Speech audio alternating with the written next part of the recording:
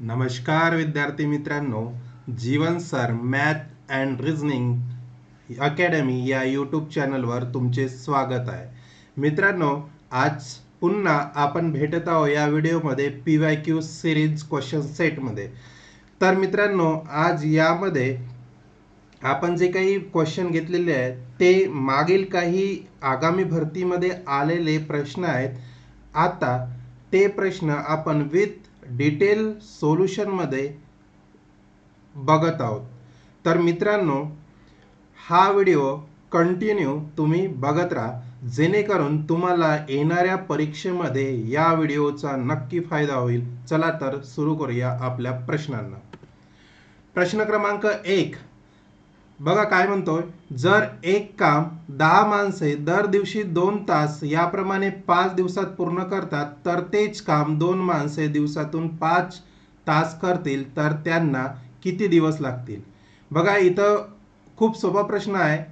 काम वेळ यावर डिपेंड असलेला प्रश्न आहे. इथे बघा 10 माणसं दिलेले आहे, ते दर दिवशी 2 तास काम करतात, त्याचप्रमाणे 5 दिवसात ते पूर्ण करतात. म्हणजे माणसं दिली आहे, तास दिलेला आहे म्हणजे वेळ दिलेला आहे, आणि दिवस दिलेले आहे. त्यानंतर तेच बघा दुसरं, 2 माणसे दिलेली आहे, 5 तास दिलेला आहे, आणि आपल्याला काय किती दिवस म्हणजे वेळ टाइम काढायचा आहे. बरोबर आहे, ठीक आहे, दिवस काढायचे दिवस. तर आपल्याला बघा हा फॉर्म्युला आहे एक कुठला, M1 H1 D1 बरोबर M2 H2 D2. याला तुम्ही लक्षात ठेवा, ठीक आहे. खूप इझी आणि सोपा प्रश्न आहे, ठीक आहे. बघा 10 माणसं दिलेले आहे, तर एमच्या ठिकाणी मी काय करतो, 10 ठेवतो, गुणेला H1, ठीक आहे, अवर्स म्हणजे 2 तास, इथे 2 लिहितो. D1 म्हणजे दिवस दिलेले आहे, किती दिलेले आहे 5, इथे 5 ठेवतो, ठीक आहे. M2 मध्ये बघा 2 माणसं दिलेली आहे, किती तास दिलेले आहे 5, आणि आपल्याला काय काढायचं आहे, दिवस काढायचे म्हणजे D2 काढायचं आहे. समजलं? अशा प्रकारे सोपा प्रश्न आहे. बघा इथून काय काय होते तुम्हाला डायरेक्ट न सांगता मी सोडून देतो, नाहीतर मी आता डायरेक्ट कट केले असते इथे, ठीक आहे. तर आपल्याला D2 ची किंमत काढायची आहे, तर काय होणार, हे जे होणार याला 10 गुणेला 2 गुणेला 5 भागेला काय होणार, 2 गुणेला 5 होणार. म्हणजे काय होणार, इथे D2 ला 2 गुणेला 5 हे भागाकारामध्ये आहे ना, तर गुणाकारामध्ये आहे ना, तर इकडे लेफ्ट हँड साईडला गेल्यानंतर ते काय होणार, भागाकाराला जाणार. म्हणजे काय होणार बघा, 10 गुणेला 2 गुणेला 5 जे जसेच्या तसे ठेवले, आणि हे जे 2 गुणेला 5 आहे हे लेफ्ट हँड साईडकडे गेल्यानंतर काय होणार, भागाकारामध्ये जाणार. मग काय होणार, 2 गुणेला 5 म्हणजे 2 गुणेला 5, म्हणजे D2 बरोबर 2 2 कटलं, 5 5 कटले, राहिले 10. म्हणजे D2 म्हणजे काय आपल्याला काढायचं होतं, दिवस काढायचे होते. तर किती दिवस लागतील, 10. म्हणजे पर्याय क्रमांक सी हे आपलं उत्तर असणार आहे. समजलं? हे PYQ प्रश्न आहे मित्रांनो. मी इथे मेन्शन केलेलं नाही की कुठल्या एक्झामला विचारलं, पण हे जे घेतलेले आहे ते PYQ प्रश्न आहे, म्हणून याला तुम्ही थोडं कॉन्सन्ट्रेशन सोडवा, ठीक आहे. चला बघूया प्रश्न क्रमांक 2. बघा प्रश्न क्रमांक 2 काय, जर एक रक्कम 10 दराने 2 वर्षासाठी ठेवली, तर त्यावर मिळणारा सरळ व्याज व चक्रवाढ व्याज यातील फरक ₹750 आहे, तर ती रक्कम किती? बघा आपल्याला याच्यामध्ये काय दिलेलं आहे, रेट दिलेला आहे, म्हणजे दर दिलेला आहे. म्हणजे R ची व्हॅल्यू दिलेली आहे किती, 10. त्याच्यानंतर वर्ष दिलेले आहे 2, म्हणजे टाइम दिलेला आहे किती, 2 वर्ष, ठीक आहे. त्याच्यानंतर बघा सरळ व्याज व चक्रवाढ व्याज यातील फरक दिलेला आहे 750. बघा मी काय करतो, याला CI मायनस SI याचा फरक दिलेला आहे ₹750, ठीक आहे. सरळ व्याज आणि चक्रवाढ व्याज, हा चक्रवाढ आणि हा सरळ व्याज. तर बघा काय होतं, याचा फॉर्म्युला आहे एक, कुठला फॉर्म्युला आहे, CI मायनस SI बरोबर P, म्हणजे आपल्याला रक्कम काढायची आहे ना, P काढायचं आहे, ब्रॅकेटमध्ये R भागेला 100 याचा वर्ग. समजलं. आणि जे जे आपल्याला दिलेलं आहे ते ते इथं या फॉर्म्युल्यामध्ये काय करा, पुटअप करा. हा फॉर्म्युला तुम्ही नोट डाऊन करून घ्या तुमच्या बुकामध्ये. ठीक आहे. तर बघा काय होणार, CI मायनस SI आपल्याला दिलेला आहे फरक 750 दिलेला आहे. बरोबर. पी ची व्हॅल्यू आपल्याला काढायची आहे, म्हणजे रक्कम काढायची आहे. ठीक आहे. तर पी जशाच्या तसा. आर ची व्हॅल्यू काय दिलेली आहे, 10 भागेला 100 आणि वर्ग म्हणजे स्क्वेअर. ठीक आहे. तर बघा इथे काय काय कटते, हा शून्य कटला, म्हणजे काय राहिले इथे बघा 750 बरोबर पी. आता बघा 1 भागेला 10 चा स्क्वेअर म्हणजे काय होणार, 750 बरोबर पी. आता 1 चा स्क्वेअर किती होते रे, एकच होते ना, आणि 10 चा स्क्वेअर 100 बरोबर आहे. हा स्क्वेअर आहे म्हणजे मग याला स्क्वेअर होणार आणि याला, अरे याला हे असं राहिलं 1 भागेला 10 चा स्क्वेअर, तर हा 1 चा स्क्वेअर होणार आणि हा 10 चा स्क्वेअर होणार. समजला. तर अशा प्रकारे मी हे घेतलेलं आहे. तर बघा हे काय होणार, हे गुणेला आहे. इथे बघा पी गुणेला 1 भागेला 100 आहे, तर हे 100 काय होणार, हे इकडे जाणार लेफ्ट हँड साईडला आल्यावर याचा मल्टिप्लाय होणार. म्हणजे काय होणार बघा, इथे पी ची जर व्हॅल्यू काढली मी, तर पी बरोबर हे जे 750 आहे, या 750 हा 100 लेफ्ट हँड साईडला आल्यानंतर काय होणार, गुणाकारामध्ये जाणार आणि इथे मल्टिप्लाय. ठीक आहे. तर बघा पी ची व्हॅल्यू काय होणार, पी बरोबर काय होणार, 750 गुणेला 100, तर किती राहते 75 वर किती शून्य, 1 2 3 1 2 3 आणि हीच झाली आपली पी ची किंमत म्हणजे रक्कम. म्हणजे पर्याय क्रमांक ए हे आपलं उत्तर असणार आहे 75,000 रुपये. समजलं. हा तुम्ही फॉर्म्युला लक्षात ठेवा, कारण जर तुम्हाला अशा प्रकारचा प्रश्न दिसला परीक्षेमध्ये तर हा तुम्ही फॉर्म्युला यूज करून त्याचं सोल्युशन काढायचं. समजलं विद्यार्थी मित्रांनो. चला तर वळू या प्रश्न क्रमांक 3 कडे. तर बघा प्रश्न क्रमांक 3 काय आहे, ए आणि बी याच्या वयाचे गुणोत्तर 2 ला 5, त्यांच्या वयाची बेरीज 63 असल्यास ए चे वय काय. बघा ए आणि बी चे गुणोत्तर दिलेले आहे, ए आणि बी याच्या वयाचे गुणोत्तर दिलेले किती आहे, 2 ला 5 दिलेला आहे. समजा ए चे वय 2x मानू, त्याचप्रमाणे बी चे वय 5x मानू, हे मानलेलं आहे. ठीक आहे, मानू. त्याच्यानंतर आपल्याला या दोघांचे बेरीज केली तर आपल्याला ते दिलेले आहे किती, 63 बरोबर आहे. तर बघा काय करतो, या दोघांची बेरीज करतो, 2x अधिक 5x बरोबर दिलेले आहे ना बेरीज 63. ठीक आहे. 2x अधिक 5x 7x बरोबर 63 आणि x ची व्हॅल्यू काढायची आहे आपल्याला, तर काय होणार 63 भागेला 7, हे भागेला येणार ना इकडे, तर x ची व्हॅल्यू काय मिळणार तुम्हाला, x ची व्हॅल्यू मिळणार 7 9 63. ठीक आहे. मग काय विचारलंय आपल्याला, a चे वय, तर a चे वय आपण काय मानले होते 2x, तर काय होणार इथे 2 गुणेला x, 2 गुणेला x ची किंमत किती काढली 9, किती येणार आता 9 दुने 18, हे झालं ए चं वय. म्हणजे पर्याय क्रमांक सी हे आपलं उत्तर असणार आहे. समजलं. खूप सोपा प्रश्न होता विद्यार्थी मित्रांनो, काही एवढं घाबरून जाण्याचं गरज नाही. ठीक आहे. चला तर वळूया प्रश्न क्रमांक 4 कडे. प्रश्न क्रमांक 4 बघा, हा पण वयावर डिपेंड असलेला प्रश्न आहे. श्यामचे आजचे वय त्याच्या आईच्या वयाच्या 2 भागेला 5 पट आहे 8 वर्षानंतर.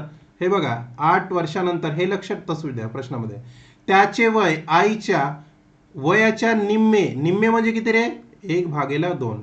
ठीक आहे, असेल म्हणजे हाफ, निम्मे म्हणजे हाफ अर्ध असेल, तर श्यामच्या आईचे आजचे वय किती.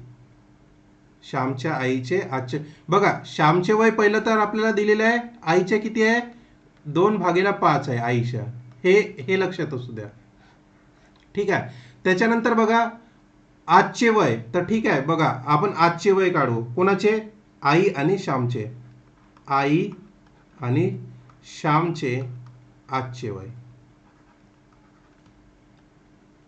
आजचे वय. ठीक आहे. तर काय होणार, श्याम 2/5 आहे आईच्या. जर आपण आईचे आजचे वय x मानलं तर श्याम काय होणार, 2x/5 होणार. हे झाले यांचे आजचे वय. त्यानंतर बघा प्रश्नामध्ये काय दिलेलं आहे, 8 वर्षानंतर. 8 वर्षानंतर त्याचे वय आईच्या वयाच्या निम्मे होते, म्हणजे हाफ होते. तर मग 8 वर्षानंतर बघा, 8 वर्षानंतर आईचे वय काय होत आहे, 8 वर्षानंतर वय आईच्या वयाच्या निम्मे होते, म्हणजे याचे वय काय होते, निम्मे होत आहे. म्हणजे बघा काय होणार, इथे तर आईचं वय बघा 8 वर्षानंतर x अधिक 8. पूर्वी असतं तर मायनस झालं असतं. इथे जर पूर्वी असतं तर काय झालं असतं, मायनस झालेलं असतं. बरोबर आहे, हे पण लक्षात असू द्या. पण वर्षानंतर आहे म्हणून मी इथं काय केलं, अधिक केलं. मग बघा आईच्या वयाच्या निम्मे झाले, म्हणजे श्यामचे वय निम्मे कसं होणार बघा, हे कसं होणार, 2x/5. बरोबर आहे ना, मग निम्मे होणार आहे म्हणते. बरोबर आहे. त्याच्यानंतर याला आपण बघा कसं लिहू शकतो, निम्मे करायचे असेल तर, किंवा तुम्ही विद्यार्थी मित्रांनो याला जर तुम्ही सोडवले, ठीक आहे, तर कसं होणार, हाफ. तर आधी याचे वय काढू, 2x/5 आणि हे झाले याचं 8 वर्षानंतर. समजलं, 8 वर्षानंतर झालंय. तर हे निम्मे लक्षात आलं का तुम्हाला, 2x प्लस 2x/5 अधिक हाफ, हे निम्मे झाले. तर बघा याची जर आपण मांडणी केली, आता आपण याला सोडूया. आपण बरोबर आलो ना ट्रॅकवरती. बघा याचे आजचे वय भेटले आणि 8 वर्षानंतरचे वय भेटले. तर बघा याला जर आपण काय सोडवलं, 8 वर्षानंतर म्हणजे प्रश्नामध्ये आपल्याला दिलेलं आहे 8 वर्षानंतर श्यामचे वय आईच्या वयाच्या निम्मे आहे. निम्मे म्हणजे किती, हाफ आहे. तर बघा कसं होणार, इथे बघा काय होणार, आता निम्मे आहे म्हणलं तर श्यामचे वय किती आहे रे, हे बघा आपण श्यामचे 8 वर्षानंतरचे वय काढलेले आहे. काय होणार, 2x/5 अधिक 8. त्याच्यानंतर आईचे बघा, आईचे वय किती आहे, x, म्हणजे बरोबर x अधिक 8. ठीक आहे. आता बघा काय म्हटलं, आईच्या वयाच्या निम्मे आहे, तर आईच्या वयाच्या निम्मे म्हणजे भागेला 2 येणार. समजलं ना, मी तुम्हाला प्रश्नात अगोदरच सांगितलं, आईच्या वयाच्या निम्मे म्हणजे किती आहे, 1/2 आहे. म्हणजे 1/2 म्हणजे इथे काय होणार, हाफ होणार. आता बघा याला जर आपण सॉल्व केला तर किती होणार, 5 गुणिले 8 40, आणि हे किती होणार, 2x, म्हणजे 2x 5×8 40. समजलं, भागेला 5 जसेच्या तसे इथे काय येणार 5, बरोबर हे काय राहणार, x अधिक 8 बरोबर 2. मग याला जर सोडवलं तुम्ही तर काय होणार बघा, याचा आता क्रॉस मल्टिप्लाय करा. तर क्रॉस मल्टिप्लाय कसा होणार याचा, ह्या दोन्ही 2 गुणिला x प्लस 40 ला मल्टिप्लाय करा. तर 2 हे जे 2 आहे ना, या दोन्ही याला मल्टिप्लाय करा, म्हणजे 2x अधिक 40 बरोबर. आता या 5 नी या x अधिक 8 ला मल्टिप्लाय करा, 5x अधिक 8. जमलं. तर त्याच्यानंतर याला जर सॉल्व कराल तर काय होणार, 2 गुणिला 2x किती होते, 4x अधिक 2 गुणिला 40 80 बरोबर 5 गुणिला x किती होते, 5x अधिक 5 गुणिला 8 40. समजलं. मग बघा इथून काय होणार, हे 4x आणि 5x, तर 5x मधून 4x वजा होणार. त्याच्यानंतर या 80 मधून 40 वजा होणार. मग इथं किती राहतं, x बरोबर किती राहतं, 40. म्हणजे 80 मायनस 40 किती होतात, 40. आणि आपल्याला काय विचारलं, आईचे आजचे वय ना. आईचे आजचे वय आपण काय कन्सिडर केलं होतं, x. म्हणजे आईचे आजचे वय काय राहणार आहे, आईचे आजचे वय एक्स कन्सिडर केलं होतं म्हणजे 40 वर्ष. किती? 40 वर्ष. हे कशात आहे? वर्षात आहे. हे सगळं वर्ष म्हणजे पर्याय क्रमांक बी हे आपलं उत्तर असणार आहे. समजलं मित्रांनो? हे जे निम्मे आहे, जर ज्याला निम्मे नसेल समजलं तर काय आहे? हाफ. तर काय होतं इथं? आईच्या वयाच्या निम्मे होतं. मग आईचं वय आपण काय केलं? हे निम्मे मानलं. हे बघा, समजलं? तर अशा प्रकारे आपल्याला प्रश्नामध्ये काय दिलेलं आहे आणि काय एक्झॅक्ट काढायचं आहे तर असं बघायचं आणि प्रश्नाला सोडवायला सुरुवात करायची. समजलं? चला तर वळूया प्रश्न क्रमांक 5 कडे. प्रश्न क्रमांक 5 बघा. एका शासकीय विभागात 72 कर्मचारी आहेत, त्यापैकी निम्म्या, इथे पण निम्म्या आल्या बघा, म्हणजे काय होणार? हा, महिला आहेत आणि उरलेल्या 1/3 हे अविवाहित आहेत, तर विवाहित पुरुषांची संख्या किती? आपल्याला विवाहित पुरुषांची संख्या काढायची आहे. एकूण कर्मचारी किती आहे रे? एकूण कर्मचारी किती आहे? 72 आहे, 72 आहे. त्यापैकी आता बघा निम्म्या महिला आहे, 72 पैकी निम्म्या महिला आहे, तर बघा निम्म्या महिला आहेत, तर काय होणार? मी काय सांगितलं? हाफ होतं ना, तर 72च्या अर्धे, 72 भागेला 2 म्हणजे 36 हा झाल्या एकूण महिला. एकूण महिला. ठीक आहे. त्याच्यानंतर बघा आणि उरलेल्याच्या, आता बघा 72 मधून जर 36 वजा केले तर उरन्न कर्मचारी तर किती उरणार? उरलेले कर्मचारी किती होणार? 72 मायनस 36 बरोबर 36. हे झाले उरलेले कर्मचारी. आता बघा तिथे काय म्हटलंय? आणि उरलेल्या कर्मचाऱ्याचे 1/3 हे अविवाहित आहे. बरोबर आहे. म्हणजे 36 पैकी जे कर्मचारी आहे ना उरलेले, त्याच्यापैकी 1/3 हे अविवाहित आहेत, असं प्रश्नामध्ये दिलेलं आहे. मग काय होणार रे? बघा 36, तर याचं कसं होणार? 36 गुणेला 1/3 बरोबर आहे. तर काय होणार? 3 आणि 36 12 वेळा भाग जाणार, तर 12 त्रिक 36. तर 12 लोक काय आहे? कर्मचारी काय? अविवाहित आहे. समजलं? 12 कर्मचारी अविवाहित आहे. आता बघा आपल्याला काढायचं काय? विवाहित पुरुषांची संख्या. तर बघा विवाहित पुरुषांची संख्या काय होणार? म्हणून विवाहित पुरुषांची संख्या. आता बघा अविवाहित पुरुषांची संख्या मिळाली तुम्हाला किती? 12. आणि उरलेले कर्मचारी किती आहेत?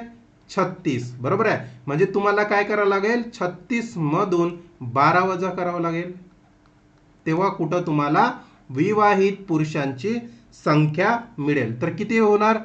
6 मधून जर 2 गेले 4 आणि 3 मधून 1 गेला तर 2 म्हणजे 24 हे विवाहित पुरुषांची संख्या झाली. आणि आपलं उत्तर काय असणार आहे? 24 असणार आहे. म्हणजे पर्याय क्रमांक डी हे आपलं उत्तर आहे. तर मित्रांनो अशा प्रकारे हे 5 क्वेश्चन होते आणि अगदी सोपा प्रश्न होता हा. PYQचा आहे, याला इम्पॉर्टंट करून घ्या, येणाऱ्या परीक्षेत तुम्हाला दिसू शकतो. ठीक आहे.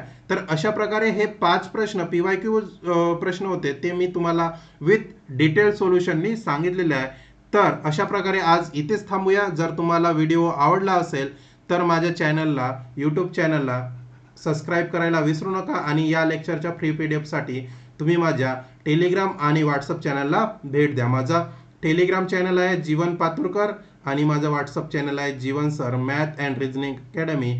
आणि हा माझा पर्सनल कॉन्टॅक्ट आहे. जर तुम्हाला काही डाऊट असेल किंवा तुम्हाला काही विचारायचे असेल किंवा तुम्हाला काही तुमच्या मनातली शंका काढायची असेल तर या पर्सनल नंबरवर कॉन्टॅक्ट करा, जेणेकरून मी जे पुढच्या तुम्हाला जर वाटत असेल की सरांनी पुढच्या व्हिडिओमध्ये हे प्रश्न घ्यायला पाहिजे, ते प्रश्न घ्यायला पाहिजे, तर तुम्ही मला बिनधास्त कॉन्टॅक्ट करा, तर तुमच्या तिथे म्हणण्याचं समाधान होणार. आणि मला जर इन्स्टावर फॉलो करायचं असेल तर हा माझा इन्स्टा पेज आहे जीवन.पातुरकर. ठीक आहे. तर मित्रांनो, थांबूया इथेच. भेटूया आपण उद्या 7 वाजता रोजच्या PYQ सिरीजमध्ये. धन्यवाद.